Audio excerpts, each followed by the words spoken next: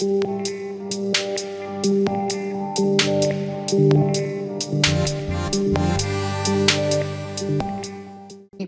going to talk about artificial intelligence and education just for a mini talk, just about less than 10 minutes or so. And it's a concept that keeps coming up, and I thought it was worth a few minutes. I kind of had some time in between some of the other sessions to talk about the role of artificial intelligence in education and training in L&D, and see, kind of go through a little bit of the history and some other things. AI it's a term that gets kind of tossed around a lot, and I think a lot of times in public view, it's kind of considered the same as machine learning. And I don't view it as being the same as machine learning. And then, to me, machine learning is a subcategory of AI that really you want AI. It does mean a lot of things, but that it can, if something behaves intelligently, that you probably have enough of what you need. And there are AI techniques, meaning you can take some parts of artificial intelligence. I'll give an example in a minute, and build it in. We're not necessarily looking for, a full human or a full learning model, or learning, something that can necessarily learn in the conventional ways. We're looking for really what can we accomplish using these techniques. And I think it's a little bit different. My own background was in this area way back in the late 80s, early 90s. I did my PhD in essentially in artificial intelligence in education. My PhD advisor was a guy named Roger Schenk, whose name still floats around a little bit. And Roger had been an artificial intelligence researcher at Yale and created a lab at Northwestern University, which brought together education, cognitive psychology, and computer science and AI all under one roof. And that's the root of a lot of this for me. And I think why I like to talk about it is AI kind of is, been a big thing these days. Once again, so in education and training, again, what do we do with it? And I'll give some more examples. It's not that it has to be anything and everything. I mentioned in my earlier talk that analytics use some AI components, but again, we have to kind of think about it. To me, the best place for AI is to make sure that we're helping the experience. And that's where I kind of see these AI coaches and these other, the uses of data and big data and personalized data both. I think personalized data may be more so. It's lots of data, but look at it from at the localized level. So kind of walk through so I'm calling it a semi-personal history of AI in education, or relevant things. Start back in 1966. You could start back in other ways before that with something called ELIZA, which was a psychologist created by Joseph Weizenbaum. And it basically was a little psychotherapist program, and it looked like this. And it would ask you questions, and it would say things that were sort of vague, and it simulated a conversation with you. And so it would ask you, would say, I'm having a problem, and it would say, do you think this has something to do with your mother? And that may or may not be true, but it would get you talking things. So it wasn't really intelligent in the sense, but it did feel like a realistic conversation. And that was one of the interesting things, about it.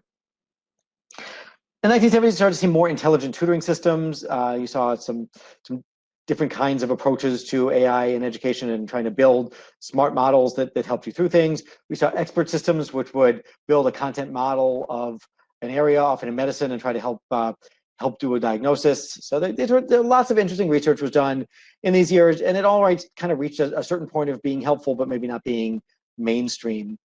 91, I'm going to list training simulations using AI. I'm going to give you an example of that came out of the research lab where I was, and my own contribution to the corporate learning world in 91. So I will show a screen from that in just a minute.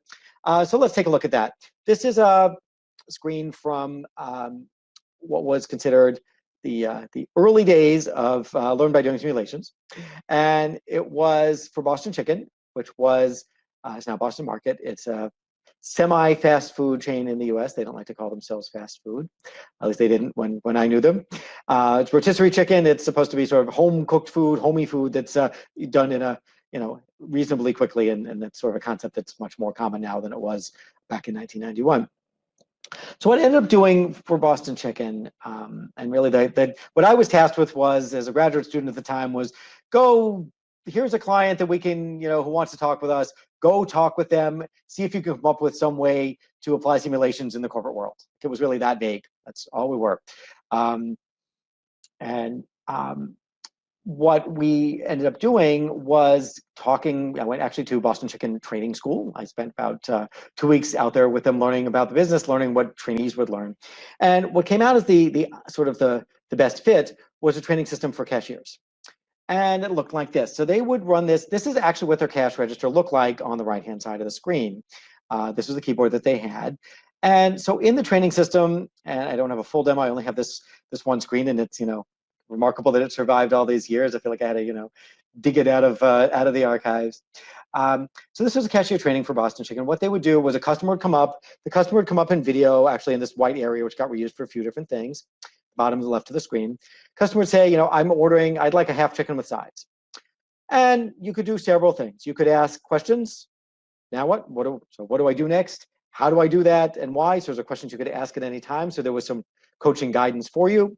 There were some buttons over here, tell the customer the amount due, give customer change. It kind of pushed you through the scenario when you needed information. But mostly what you did was use the cash register to ring up the order. And this was not a trivial thing. The cash register was designed to be efficient for this job. It's not such a general cash register. And it takes some effort. Someone orders a half chicken with sides, and they would actually order, I'll have a half chicken with broccoli and cranberry walnut relish. That was actually a real order that you might place.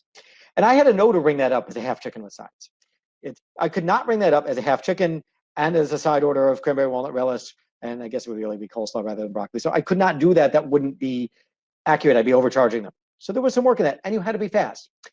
So we talked before about gamification really, really briefly. And so here in the upper, kind of the upper left, performance meters that give you speed and accuracy.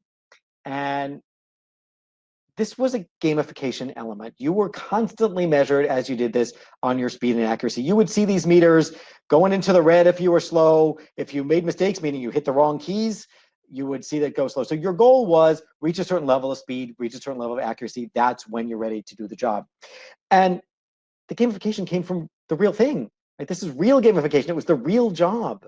And that's what was so nice about the gamification here, was that it wasn't even gamification. It was simply a realistic simulation game that measured you on the real things you'd be measured in the job. And so it would work nicely as training, and then had potential as an assessment as well. Key elements of this experience is to learn by doing simulation with guidance and feedback. Game-like feel from the meters was really, really valuable. And the challenge aspect was effective. You really wanted to get a good score on speed and accuracy. So you had a challenge with yourself. It didn't have a leaderboard. It wasn't something that was done in those times. That might have worked here, but the key was that you were getting evaluated on the real things that make you a good cashier. You're fast and you're accurate, at least a good cashier. And then there's customer service too, but this was focused on the using the cash register model. The guidance and feedback used AI techniques in that they sort of had an implicit content model of what it meant to be a cashier and a cash register, and were very much in context. So there were some advantages there. And again, a short talk to get into that just a little bit.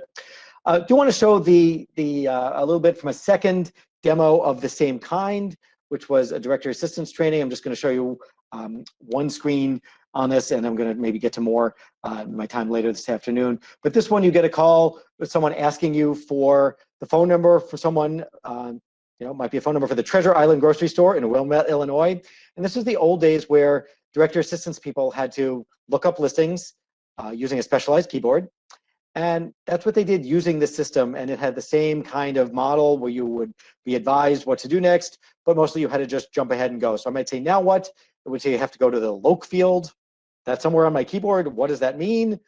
I'd ask what that means, and it's going to show me where the key is. All right, so that's what it does. It would flash the key for me.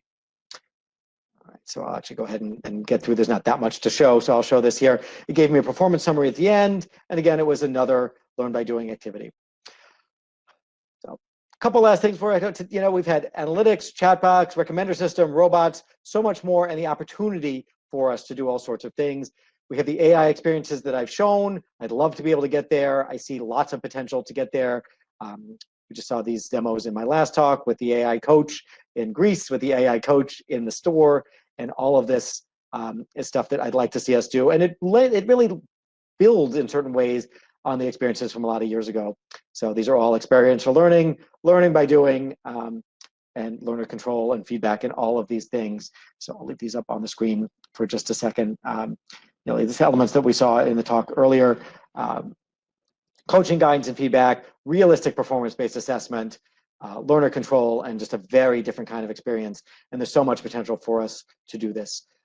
So to me, we use AI to create humanizing experiences, let machines do what they do well. Machines are great with memorizing information, help build them more to be helpful, help them to synthesize and provide, using AI techniques, the right education, the right thing at the right time, and to create individualized, engaging learning experiences that are scalable. And it scales up, and we do it right. It can be available to anybody at any time, and that's really, really the goal. All right, so thanks for bearing with me on that, and for 10 minutes kind of walking through some quick things on AI. And with that, there's not time for questions now, but I'll be back for the closing session.